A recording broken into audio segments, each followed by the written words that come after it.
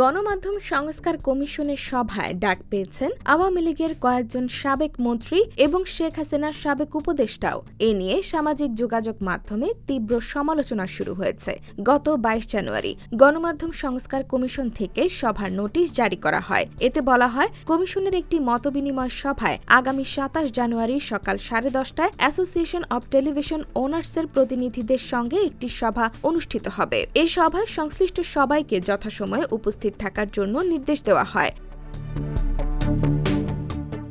সভায় উপস্থিত থাকার বিষয়ে বিভিন্ন টেলিভিশনের মালিক সহ মোট ৪৮ জনের তালিকা রয়েছে। সেই তালিকায় আছেন ক্ষমতাচ্যুত প্রধানমন্ত্রী শেখ হাসিনার সাবেক উপদেষ্টা ইকবাল সোবাহান চৌধুরী, সাবেক মন্ত্রী মুহিবুল হাসান চৌধুরী নওফেল এবং সাবেক প্রতিমন্ত্রী কামাল আহমেদ মজুমদারও। তবে কমিশনের প্রধান কামাল আহমেদের দাবি, যারা বিভিন্ন টিভির লাইসেন্সের মালিক তাদের ডাকা হয়েছে। এদের কারো লাইসেন্স বাতিল হয়নি।